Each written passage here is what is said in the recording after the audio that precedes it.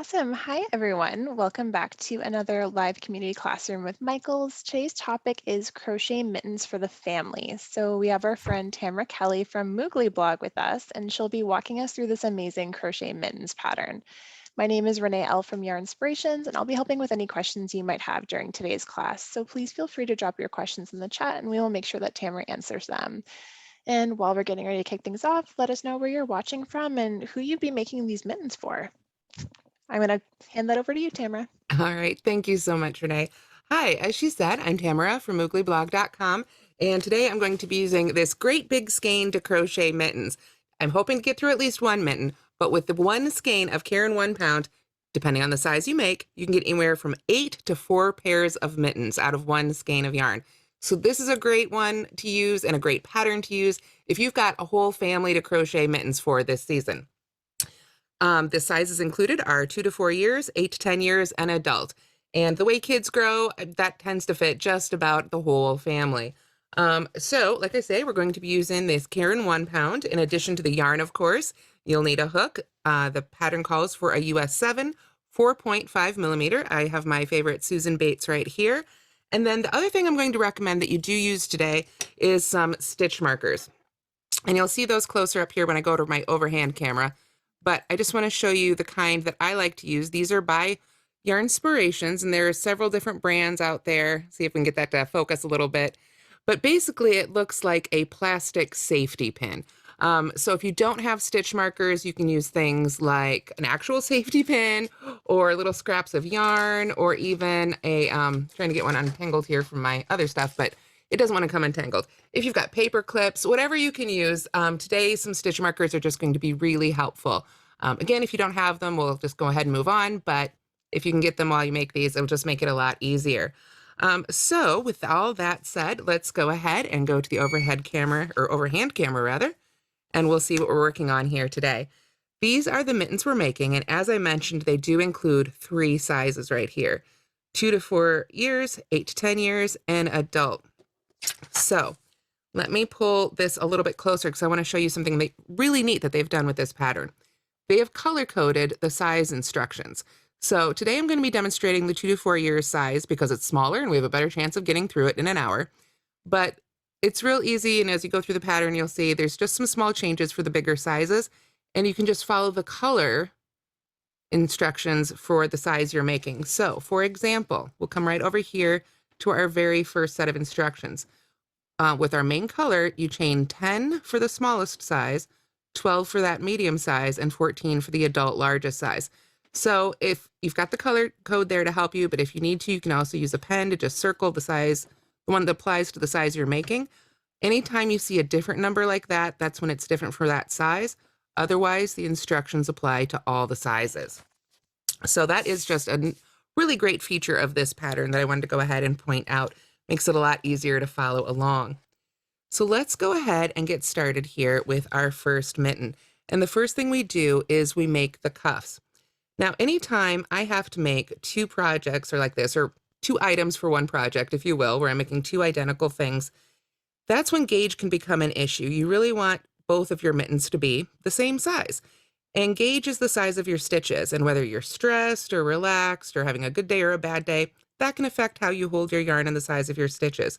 So what I like to do if I'm making 2 of a project like this is I'll actually either just use 2 skeins if I'm making a bunch, or I'll split the skein in half, sort of wind some of it off, so that I can make, say, 1 cuff and then go and make the other cuff, and then hop back over to the first mitten and make a few rows, and then hop back over to the second mitten and make a few rows. And that is just a tip that will help you keep those mittens the same size. So with all that said, you can see here I've got a little chain made. And that's because we have that first set of instructions that we read together with our main color, which is the color we're using, chain 10, 12, or 14. I'm making the smallest size, so I want to chain 10. So far, while I've been chatting here, I've made 1, 2, 3, 4, 5, 6, 7, 8, 9. And I think I need one more, but let me just double count there. 1, 2, 3, 4, 5, 6, 7, 8, 9. Yep, I need one more. There we are. So I have started with a chain of 10 for the smallest size. Now what we're going to do is we're going to work a single crochet in the second chain from the hook and then in each chain across. So since we started with a chain of 10, that means we're going to be making 9 single crochets across because we want to skip that very first one. Oop, get that centered. That very first one that's closest to the hook. Now, you can work into the chain, whichever part you prefer. I personally prefer to work into the back hump of the chain, but if you prefer to work under those top 2 loops or under just one of those loops, you can do it however you prefer. This first row is just all about getting 9 single crochets made in your favorite style, whatever that is. You could even work foundation single crochets if that is a stitch that you prefer and that you're familiar with. In fact, it would be a really great one for this pattern because it's got a lot of stretch. So right now I'm just making my single crochets back down my chain here. And when I get to the end, I'm going to use a stitch marker. Now we're working back and forth in rows, so I'm not so much concerned with marking, say, the first and last stitch of the row, but I do want to go ahead and mark the right side for this pattern, because as we continue working our cuffs, we're going to be making rows until we reach a certain length, but we want to end on a wrong side row. So that means we need to know which one's the right side and which one's the wrong side. Now, if you forget to do this, there's a real easy way to tell, because here's my tail. So I know I chained and I worked back across this way. So I know this is the right side for this row. If you worked foundation stitches, the tail would be on this side. But otherwise, if you forget, the row we just worked is facing us. This is the right side row, and our tail is over here on the left. So I'm going to go ahead right now and put a stitch marker right in front, just right there in the middle. Let me pull that up a little closer there so we can see. And this way, as I continue making my mitten cuff here, I'll know that this is the right side and this is the wrong side. And that can just hang there out of the way until I'm completely done with it. So I will put my hook back in my loop here, and now we're ready to continue. So to continue making our second row for our mittens, we're going to chain 1 and then work in the back loops only to single crochet in each stitch across. So pretty simple. Let me pull it up a little closer here so we can see. We're going to make a chain 1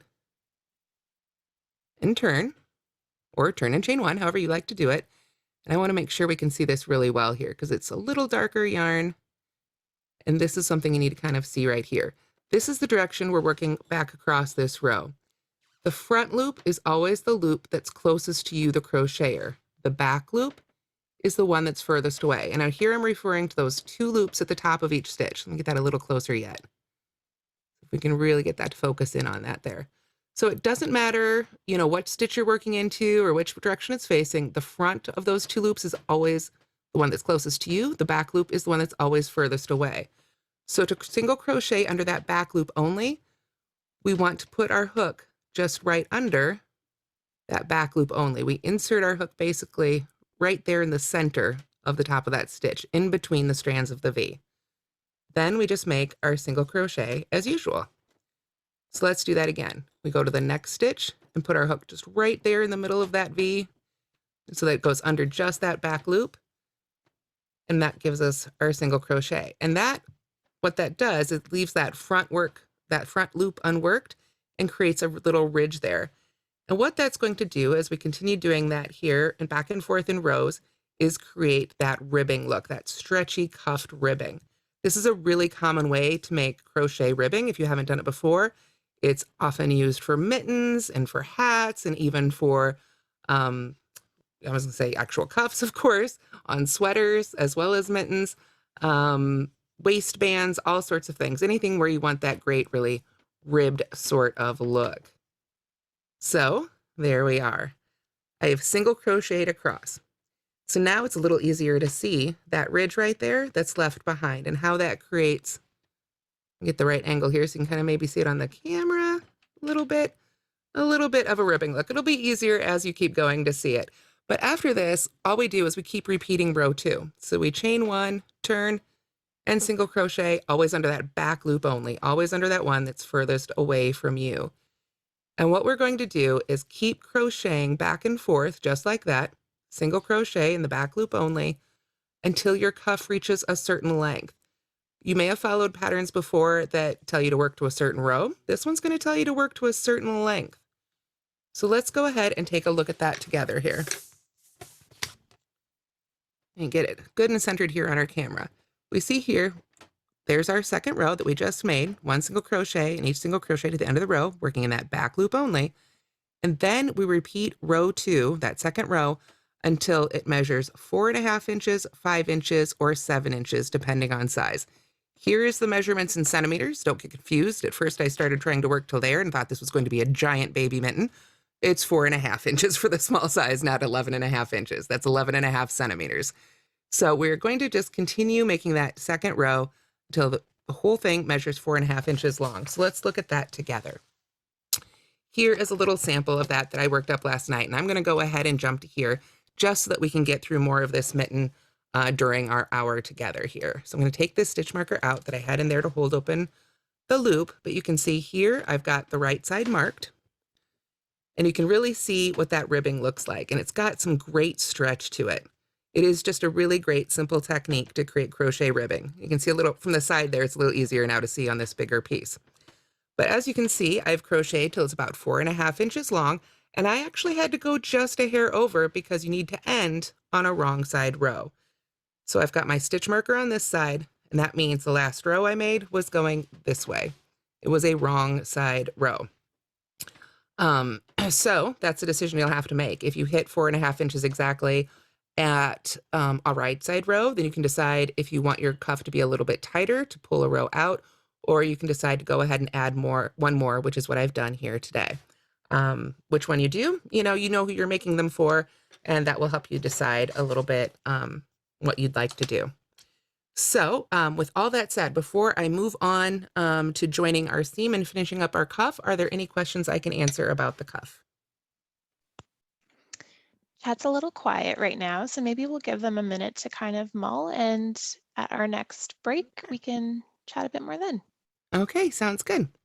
Just want to make Perfect. sure I wasn't moving too fast, but as I say, they're all single crochets. It's a pretty easy technique. Actually, when I very first learned how to crochet, I thought you only worked under the back loop. So this is how everything I crocheted made for the first month, or everything I crocheted looked like this for the first month. But unlike, unlike usually going under those 2 loops, just that back loop really does create this great look. So once you've got the cuff made to the length for the size that you're making, you do not fasten off. What we're going to do now is join the seam to turn it into a cuff like this, and then we can work up from there to make the rest of the mitten. So we've basically been working sideways till now, starting to make a little bit more sense. So I'm going to go ahead and get my hook back in the loop here, and I always like to give a little pull to make sure that the part that moves stays in front of my hook, and that way I know my hook isn't twisted inside my work. So now what we need to do is, working in the back loops only, slip stitch the last row and the remaining loops of the foundation chain together. So if you worked under those top 2 loops, you'll only have 1 loop over here at the beginning to work under, but if you'd worked into the back hump like I did, you'll have 2 loops left to work under. So it's just whatever you've got left behind is totally fine. So let's go ahead and do that together here. We're going to go ahead and fold these together. And for my little cuff here, of course, I've only got 9 stitches. If you had one of the bigger ones, you might want to go ahead and use stitch markers, but we're going to go ahead and do it here, try and do it without. So the first thing I need to do is I need to go under the back loop of the last stitch I just made. Oop, get centered again there, sorry. All right, so I'm under that back loop, and I'm going to bring up the other side of my cuff here, and I'm just going to go right into the bottom of that matching stitch there, the one at the same end. And I can yarn over and just pull that loop right through for a slip stitch. Now I didn't chain 1 at the beginning because I'm slip stitching, so I didn't want to create a bunch of height. I just want to join these 2 sides together. So now I'm going to find the next one and get that to show up just a little bit better. This yarn's just a little dark. There we are. So we go under the back loop of that next stitch.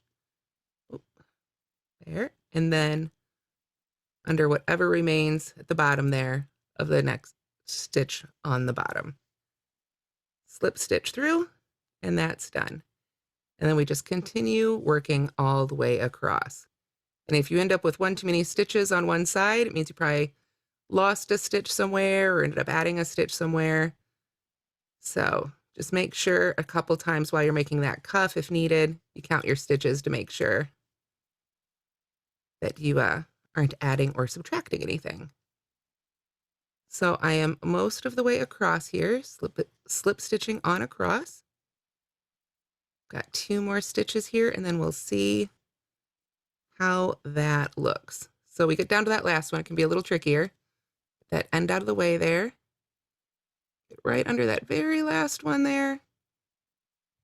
And then that very last one next to the slip knot on the other side. We know we're in the right spot. So we're all seamed up. And we don't have to break our yarn here either. We can keep going. So don't cut your yarn here, but I'm going to pull up that loop a little bit so we can see how that looks. There we are. So it's just slip stitch together right there. Sort of maintains that ribbed look.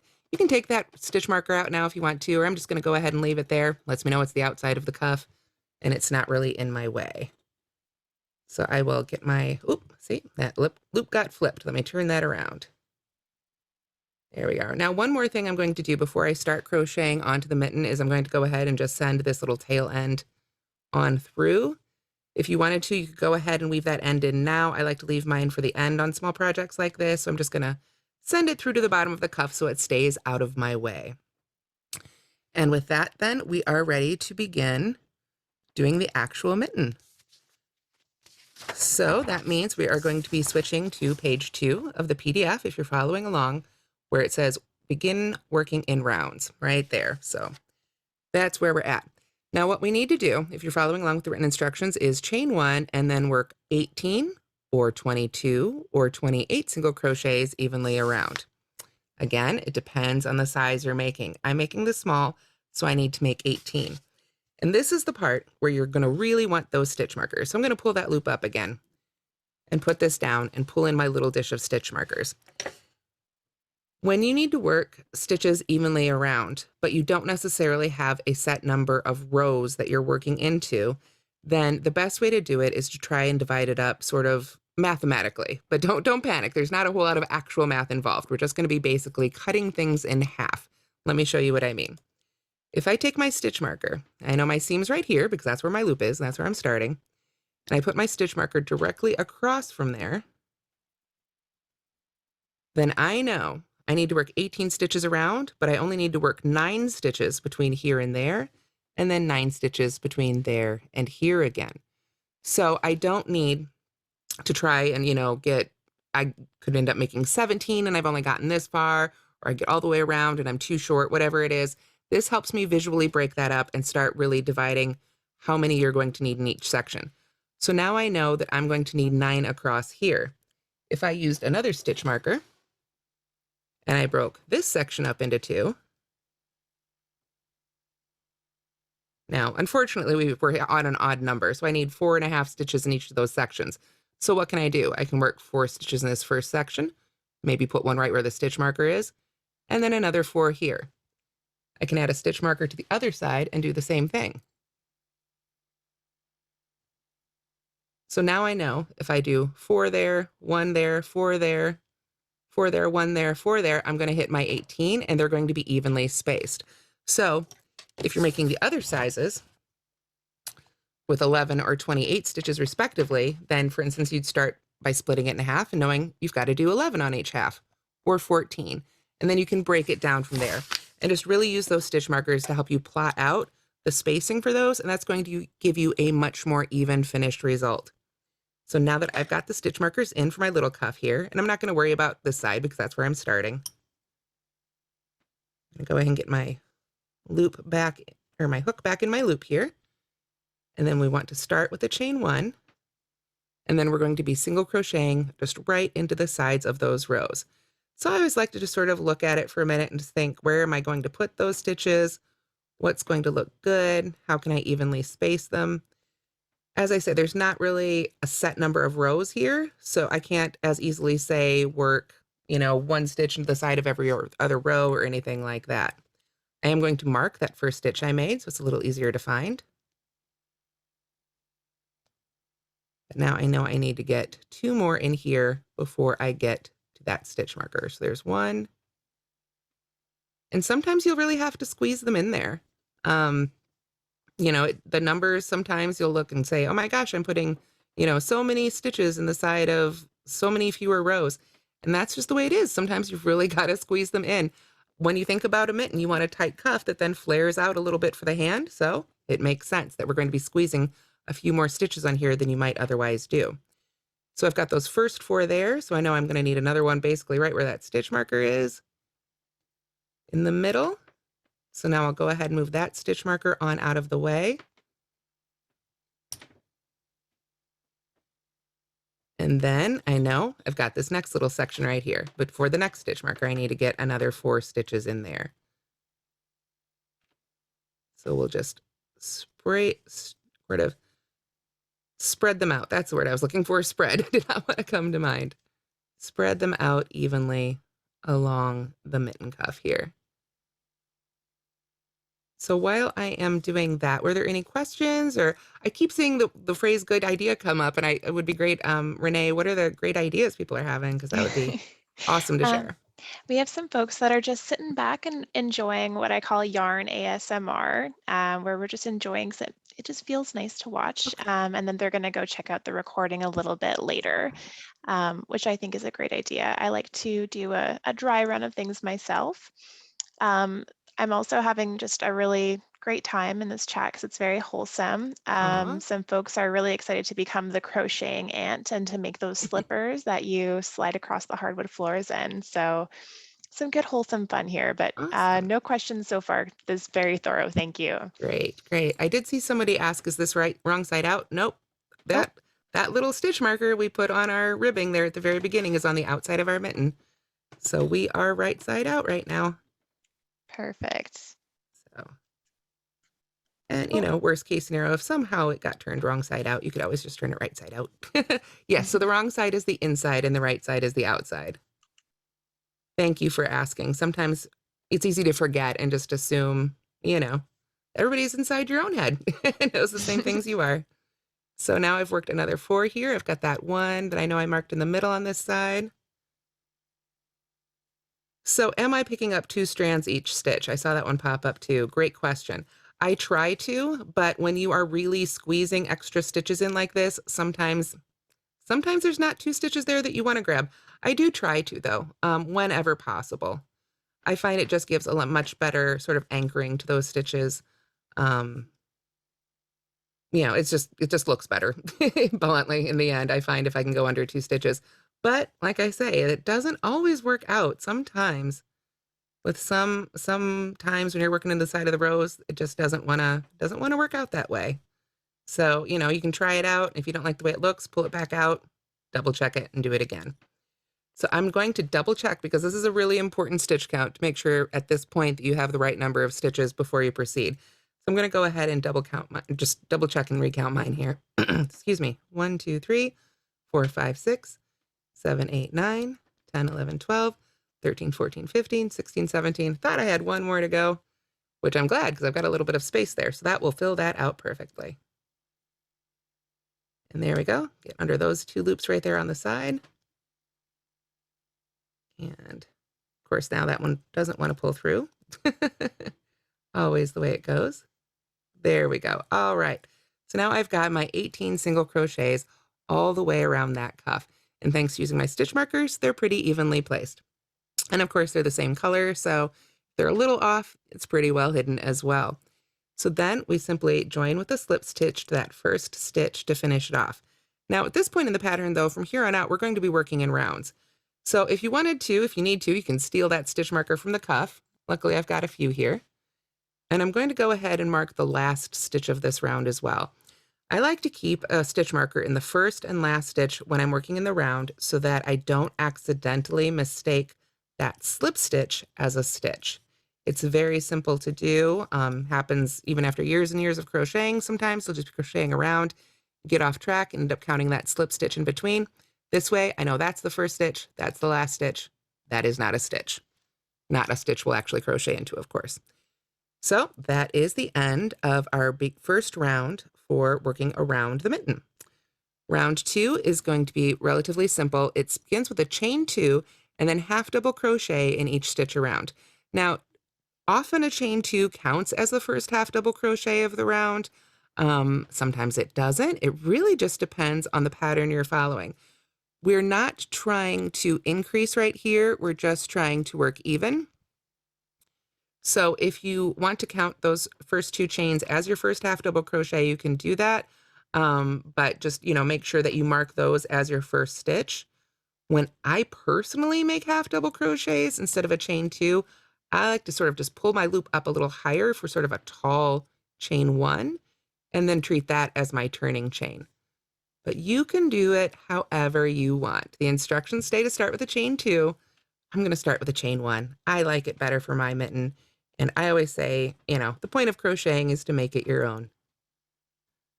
Point is, get a half double crochet in that very first stitch. Then we'll just continue half double crocheting around. And of course, now we've got our stitches established, so it's a lot easier than trying to sort of space them out or anything. We're just half double crocheting all the way around. And then we're going to repeat that row again, depending on the size of mittens that you're making, either once or twice. So let me just get a few more half double crochets around here. And for anybody who hasn't made that stitch before, it's simply yarn over, go into the indicated stitch, yarn over and pull up a loop, yarn over and pull through all three. It is a fantastic stitch to create solid fabrics that are a little drapier and not as stiff as a single crochet, not as thick as a single crochet, but not as holey or open as a double crochet. So for a pair of mittens, really a fantastic stitch to use. So let me put one more in that last stitch there. I know it's my last stitch because it's marked.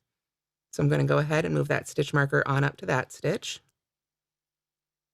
before I join with a slip stitch. Let me get that stitch marker out of the way a little bit there. Sometimes they want to stay in the way a little bit. There we go. So that is after our second round. So let's go back. Let's go back right here to our written instructions. That's the second round right there that we just made. Half double crochet in each stitch around. Join with the slip stitch. Then we do that again, once for the smallest size, once for the middle size, and 2 times more for the adult size. So just chain 1 or 2, however you like to do it, and half double crochet all the way around again. Now for the sake of time, I'm going to go ahead and skip that. It's just a half double crochet in each stitch around. We're going to jump right here to the shape thumb gusset, because that's where it starts to get a little bit more interesting. So let me get my hands situated here. So what we're going to do, we need to work a half double crochet in the first 8 stitches for the smallest size, 10 stitches for the medium size, 13 for the largest. So let's go ahead and do our first 8 here. Chain 1, and then I'm going to half double crochet in the first 8 stitches. So I'm going to move my stitch marker on up.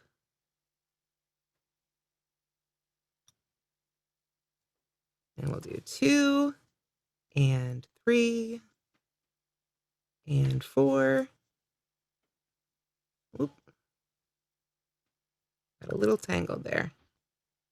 5, 6, 7, and 8. There we go. Okay. Now what we're going to do is work 2 half double crochets in each of the next 2 half double crochets. So now we're really starting to get that more flared out mitten shape going a little bit. So we want 2 half double crochets in the next one. So I've got 2 in that stitch right there, and then 2 half double crochets in the next stitch. Oh, and I've finally ran out of all the yarn I pulled out of my skein ahead of the class. Let me pull off a little bit more yarn.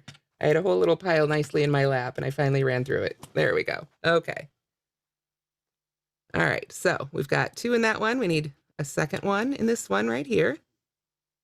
So we have 2 half double crochets in those next 2 stitches, and then just half double crochet in each stitch to the end of the round. So just as we were doing before, a half double crochet in each remaining stitch. Of course, the number of stitches that is depends on the size you are making, but at the end of this row, you should have either 20, 24, or 30 half double crochets, depending on size. So I'm almost there. I've got one more. So make that half double crochet and move that stitch marker right on up. There we are. Then we can join with a slip stitch. And we have finished the first round of the thumb gusset. You can see that's starting to poke out just a little bit right there where we had those increases. So then we come to the second round, same thing. We're going to half double crochet in those first 8 stitches. So however you like to get started with that, I'm going to move that stitch marker right on up.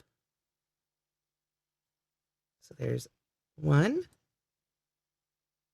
2, 3, 4, 5, 6, 7, and 8. And then come back to my instructions here. We work 2 half double crochets in the next stitch, and then 1 half double crochet in the 2 after that, and 2 in the 1 after that. So 2, 1, 1, 2. Let's do that together. We've worked 8 half double crochets, 2 in the next stitch. There's 1, 2, then 1 in each of the next 2 stitches. 1, 2, and then 2 in the stitch after that. 1, and then a second one in that same stitch. So we can look at that again right there. It's flaring out even a little bit more. Got 8 half double crochets, 2 in the next one, 1, 1, 2 in the next one, and then half double crochet in each stitch again to the end. So we're just creating a bit more room for our thumbs. There is nothing like making a pair of mittens or gloves to get you to think about the shape of your own hand. I can tell you that from experience. You don't really think about how your hands are shaped until you go to make something that's hand-shaped. And there we are. We've worked our half double crochets around. And we can join with our slip stitch. So here we are at the end of, that would be the second round of the shape thumb gusset. And you should have 22, 26, or 32 stitches. So I've joined with my slip stitch again. You can see how that looks after that round. Of course, we've skipped a stitch there, or a row there, so it'd be a little bit taller, but that is the shape we are going for. So now we're ready for the third round of shape thumb gusset, which is the last size of shape thumb gusset for this. I should say it's the last one for now for this size. The next row, if you're following the instructions, is for the adult size only. So again, just make sure you're following the instructions for just your size. But we are on the third round of shape thumb gusset. We're going to start the same way with a half double crochet in those first 8 stitches. So I'm going to move that stitch marker on out of my way. Put one in that first stitch. Move that stitch marker right back into place. And then we've got the others here. So 2, 3, 4, 5, 6, 7. Put a little bit more yarn here.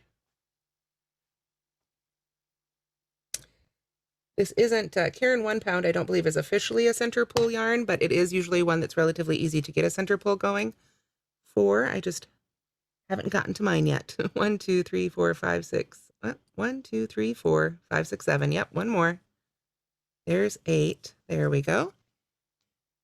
And now we work 2 half double crochets in the next stitch, 1 in the 4 after that, and 2 in the 1 after that. So we're sort of just splitting up those increases a little bit more. So now we come to that first stitch where we had 2 in the previous row, so we know we're in the right spot there. We want to put 2 in that stitch. 1, 2, and then a single half double crochet in each of the next 4 stitches. So 1, 2, 3, and 4, and then 2 in the stitch after that. 1 and 2. Our second one, make sure it goes right back in that same stitch right there. So we had 8 half double crochets, 2 in this next stitch, 4, and then 2 in the stitch after that, and then just half double crochet in each remaining stitch around.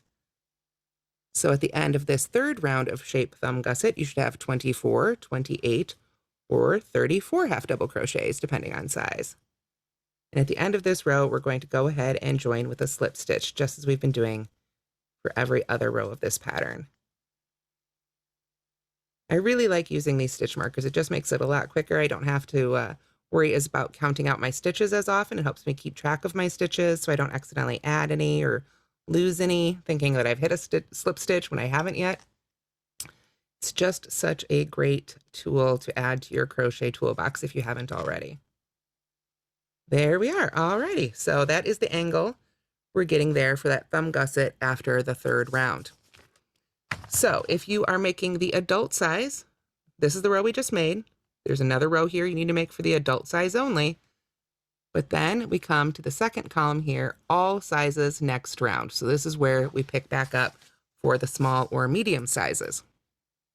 And for this round, we are going to half double crochet in the first 9, 11, or 14 stitches, depending on size. I'm making the small, so I'm going to just do it in the first 9 stitches. So this one's going to be a little bit different here. I'm going to move that stitch marker on up.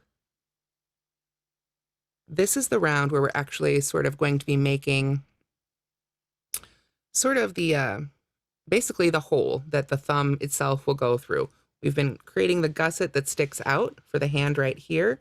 So in this round, we have to make a hole for the thumb to stick through so that we can make the part that goes up around the palm. So I've got 1 half double crochet there.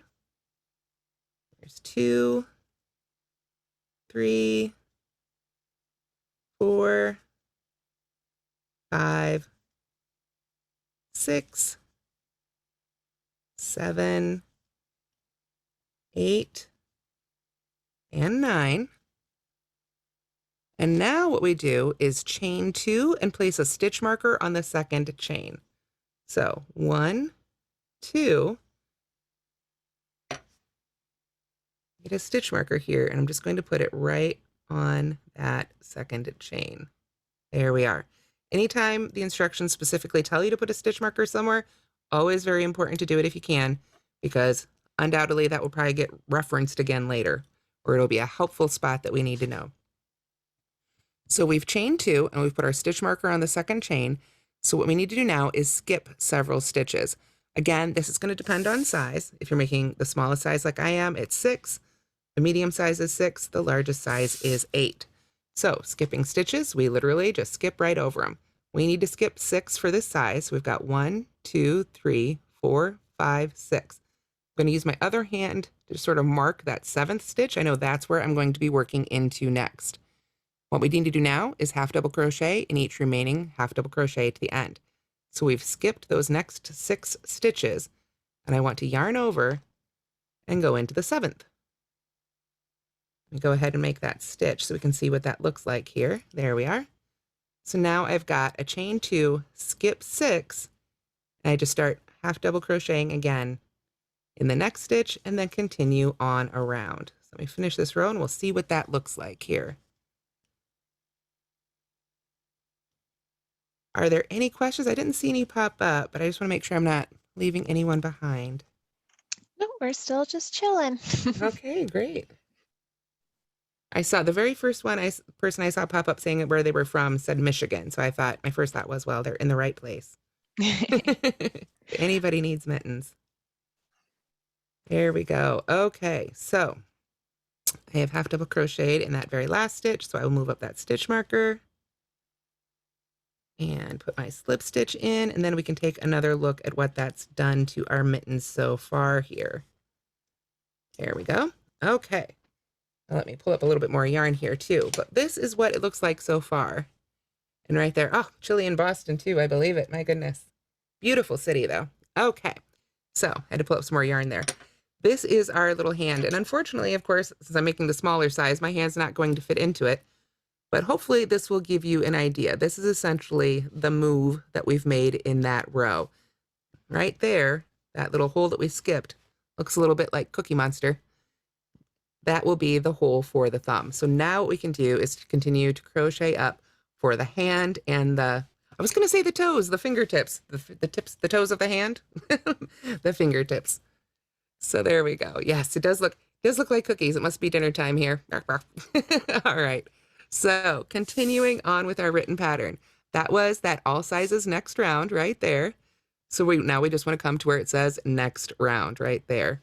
If you're following along with the written pattern, next round right there is where we're at.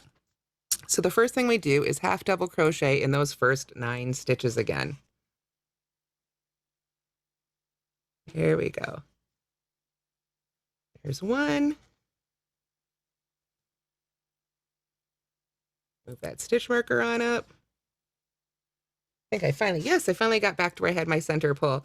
I joked a little bit at the beginning of the class about not reading those centimeters as inches. There might have been a reason I made that warning. At a glance, I may have made way too much of that sample cuff and ended up pulling it back and wrapping it around my skein. We finally got through that, and now I'm back to where it's pulling out of the center. So hopefully that'll be a little bit easier. All right, so let's see. We've got 1, 2, 3, 4, 5, 6, 7, 8, 9 half double crochets made right there. So now what we need to do is half double crochet in each of the next 2 chains. So we don't want to necessarily take that stitch marker out. It doesn't say to take it out, so I want to leave it there. But what I am going to do, since I'm going to be crocheting into those stitches, is I'm actually going to go ahead and flip it around. You can see here, I put my stitch marker in the way I usually do under the top 2 loops of the stitch. Now I'm going to go ahead and take it out. I'm going to put it underneath, just around that bottom loop, like that. Oop, went off camera a little bit there. Sorry about that. When I'm trying to get close up, it's so easy to wander off. There, can we see that? That's on that underneath loop. Now it's going to stay out of my way, and I can leave it there for when I come back for the thumb. So let me get my yarn back on my hook here.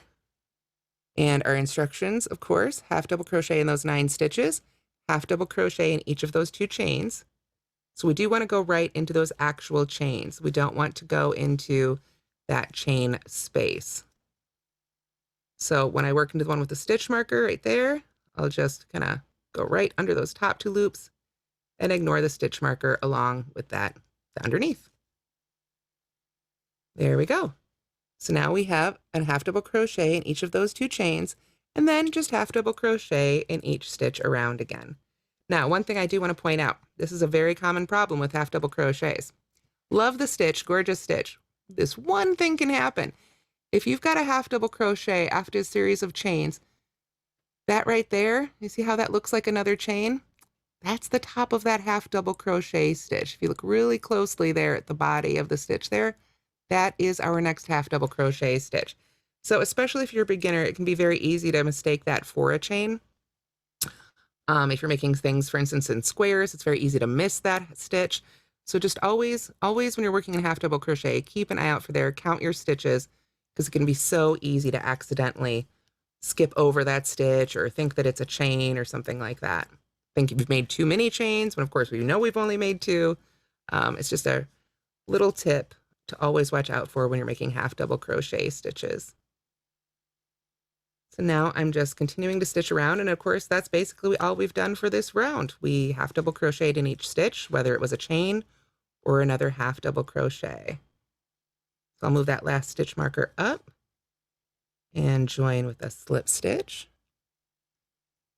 Oop, get those stitch markers out of the way there. And there we've got that row. There we go. All right, so you can see how that is building up now. We've got that thumb hole there, and now we can start building up basically the palm and finger section of the mitten. So let's come back to these written instructions. Oop, bumped the microphone, sorry about that. This is the round we just made right here, where it says next round. The next round, we repeat until the work after the cuff measures to a certain length. It's just half double crocheting in each stitch around to build up that height, basically, right here. This section of the mitten right here is what you're making, just working evenly in rounds until the last round after the cuff measures either 3.5 inches, 4.5 inches, or 6 inches, again, depending on size. We're making the smallest, so we would want to keep going until it reached 3.5 inches. So let's pull up a tape measure and see what that looks like. You measure from the cuff up, and that's a little harder to see right there, but here in person and there with a little more light, you can see that's where the cuff ends, and that's where we want to start measuring. So you would keep working even in rounds until starting measuring right at the end of the cuff there. It was about 3.5 inches long. Again, that depends on size. This is for the smaller size. For the bigger sizes, of course, you'd want to go longer. So you just keep crocheting even there until you have reached that point. Just more rounds of half double crochet. We've seen that, so I'm going to go ahead and skip ahead to where we do the shaping so we can demo some of that here, where it says shape top first round. This is where we're going to jump back in on the pattern. Up here, though, you want to make sure that you work till that length nice and even. Then we start with the shape top. So let's go ahead and do that together here. Shape top first round, we half double crochet in the first 3 or 4 or 3 half double crochets. I want to point that out too, sorry. Just want to make sure, since we've got multiple sizes here, we don't get anybody confused. Still, even though that can be a little confusing, why does this number go down? It's just the way the repeats work out. Trust your number and just follow the one that is color-coded for your size.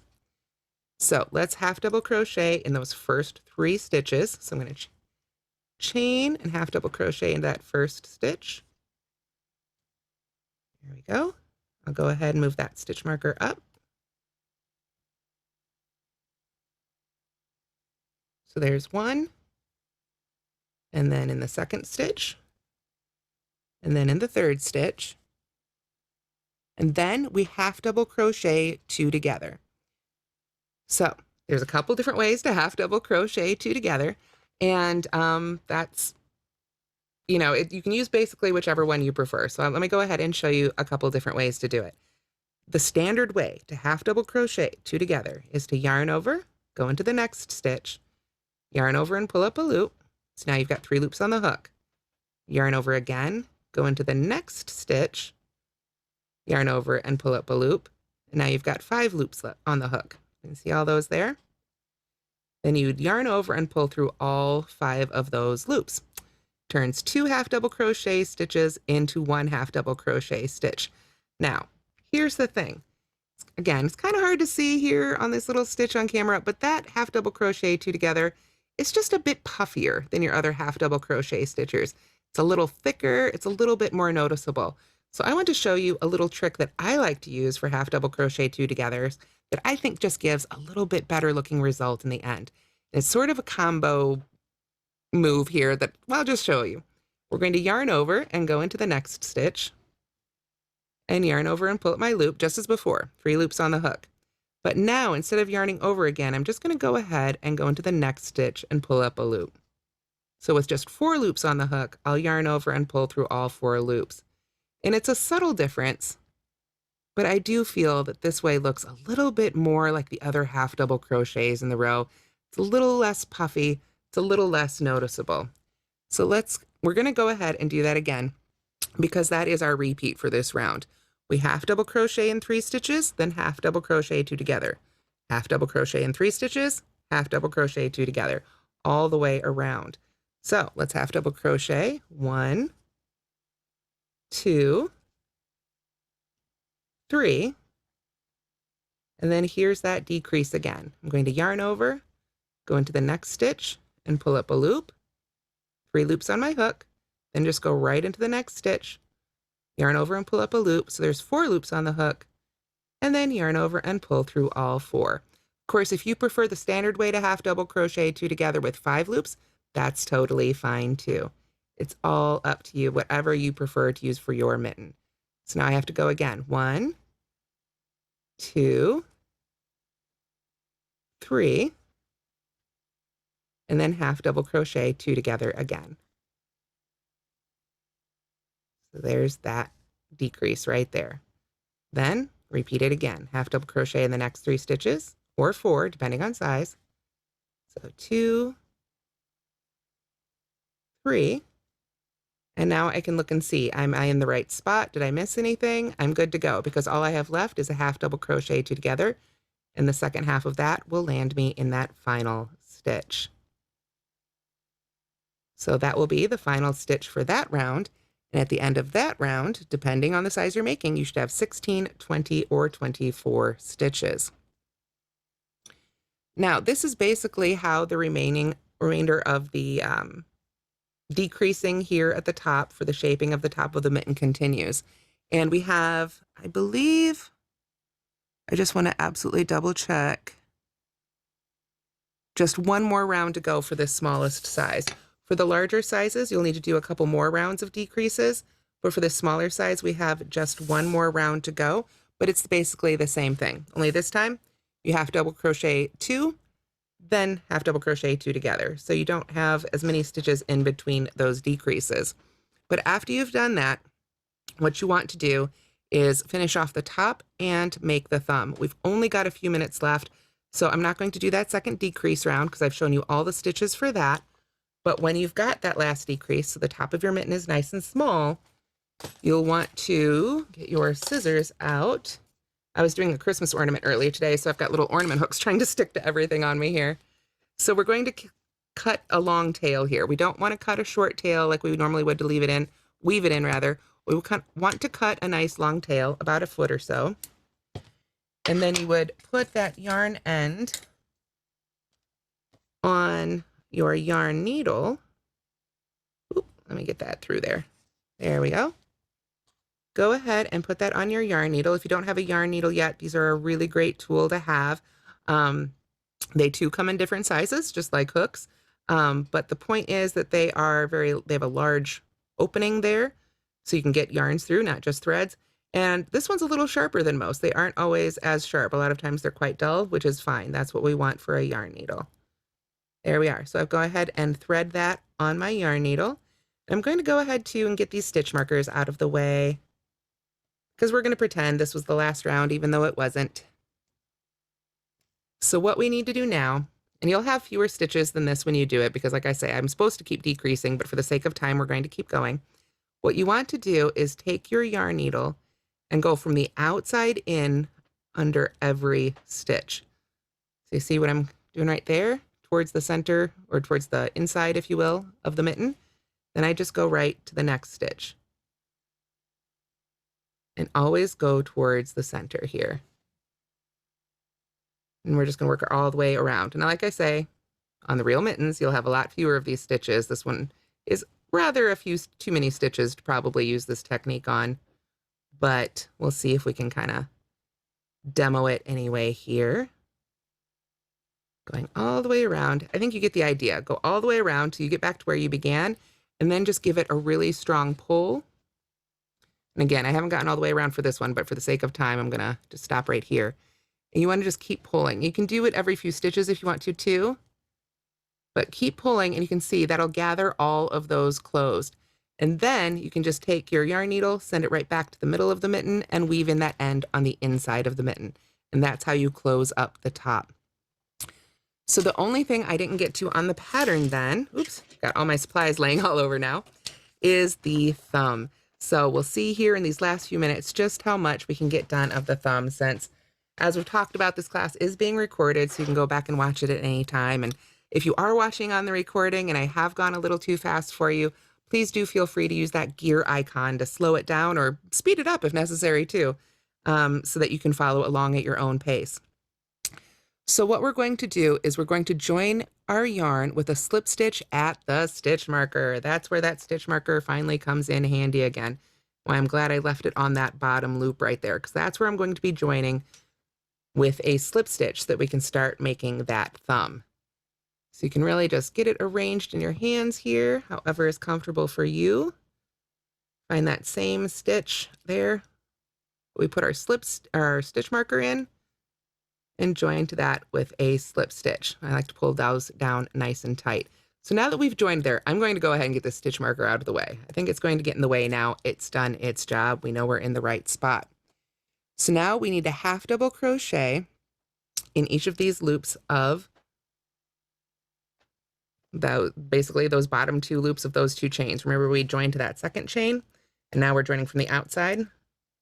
So we half double crochet in that chain we joined to, or the bottom of it, that unused loop, and then again in the other one.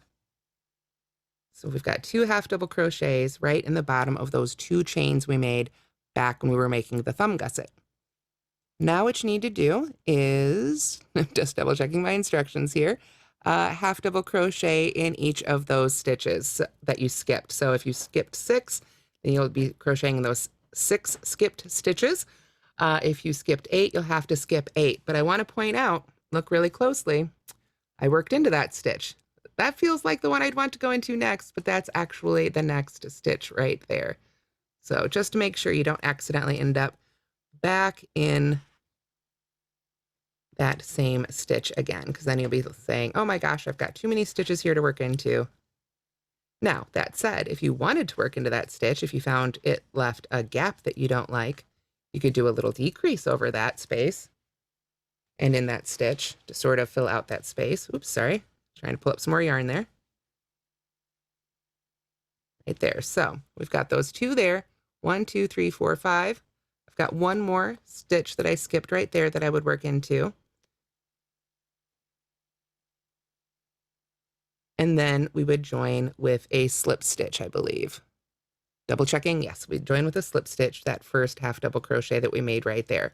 So when I do that, let me just show you here. When I join with that slip stitch, ooh, sorry, little fiddly stuff here. It's hard to hold it too still. You can see that does leave a little bit, there we go, a little bit of a gap right there because we're kind of jumping from down there all the way to up here. It's the way I like to solve this, and this isn't usually included in patterns. This is a little behind the scenes tip here in these last few minutes. This is the decrease thing that I was talking about. This is the last stitch that we're really supposed to work into. So I'm going to pull that one out. And I'm going to work a half double crochet 2 together decrease here because I still need to put a stitch here. I still want 1 stitch worked into this stitch. So I'm going to start it there. But then I'm going to pull up a little bit of the side of that, it's kind of the side of that row we're almost skipping over, and pull up a loop from there. Of course, it wanted to get caught on me there. There we go. So now I've got those 4 loops on my hook, and I can yarn over and pull through. So I haven't added any stitches. I haven't added to the stitch count. We've still only got 1 stitch there. But now when I slip stitch together, sorry, it's getting real fiddly here. When I slip stitch together, you can see, I get my fingers in here, so you can see it there, that little gap has disappeared. So that's my little tip. Anytime you're working thumbs, even a really simple pattern like this, if you're working those thumbs and you get a little gap in the side there that you don't like the look of, oop, right there, that little gap, work that decrease as you come around. You can put 1 there, 1 on each side, and that will really close up that space. Just make sure that you still end up with the right number of stitches all the way around. So to finish off that thumb, you would just continue half double crocheting around till it reaches the right length. Then we do some more of those half double crochet 2 together decreases, cut along tail, do another gathering maneuver like we did at the tip of the fingers, the toes of the fingers, right? That's what we're calling them tonight. At the fingertips, do the same thing to finish off the thumb, and that is basically it. So you can see right there on the one on the pattern that's gathered right there at the top and at the top of the thumb. And if you want to, then it looks like they've styled these with those cuffs folded up in half like this for wearing. But personally, my wrists are always cold, so I think I'd probably wear them long so my wrists were covered. So I think that's it. We'll go ahead and come back to the other camera. Wanted to thank you all so much for joining me this evening. I hope I got through all the stitches. I think we got through all the parts of these mittens so that you can go back and watch at your own pace and make your own mittens for the holidays this year. Thank you so much for joining me. Renee, was there anything?